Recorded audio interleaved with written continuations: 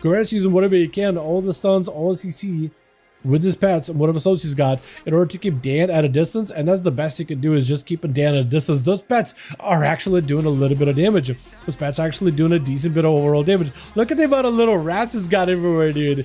He's got so many little rats out there. Let's try to see if we can pull his pet back for a second. Dan trying to see if he cut across down the middle. Needs to find a way to close the gap and then go for a hodge. Scatter immediately for Goarees with the disengage. Try to keep the range. Blessing of protection. If Goarees careful, he could remove it. If he has Trank Shot, I don't know if he's running Trank Shot. Try to use it. Try to remove it. I don't think he was able to. Is going to go for a bit of burst. Turtle, I think it was expected for Dan to go in for full damage. Dan is close enough in order to possibly get a hodge.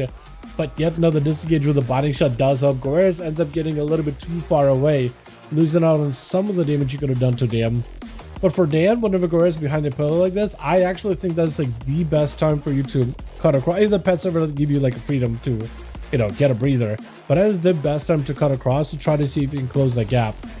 Unless you just try to see if you can pick up the eyes ahead of time to try to see if you can counter a camo from Goarees, which is not going for a camo. It's just gonna go for food. Dan and Radimus left over for the team too. And Goarees, I feel like hunters don't really win fights against paladins like this. Maybe like in a team comp, they could do really well, but like in a pure one-on-one, the only thing that's holding Dan back here is the fact that there's so much space between him and Goarees, and the pillars are pretty far apart. So Goarees can go behind the pillars, create some space, and then keep the distance. Dan is going to have to use Horse and Hand of Freedom to, I think, try to see if he can close the gap. That or Hand of Freedom, then mount up, and then just rush over to Goarees. Get close enough, pop a slow on him, and then go for a hodge, full burn. As long as Goarees does not have like an easy out for that, yeah, that might be the play for Dan. If he could do it. He actually has no idea that Goarees is that close. No idea that Goarees is actually right then and there. So he's actually in a great spot. Binding shot, Goarees is going to have to use mobility in order to try to see if he escape. For Dan, there's an opportunity here to make something work.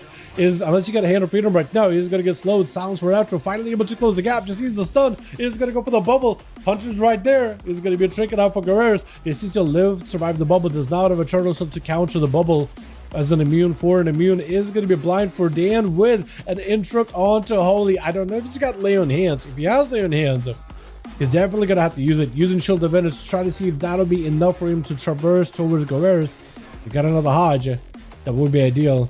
He's going to Trinket. Freezing Trap breaks. Goarees is kind of low. Dan with a Lay on Hands. I feel like Goarees is just over the Paladin. As long as I have just enough of traversal in order to just reach the other guy, they're going to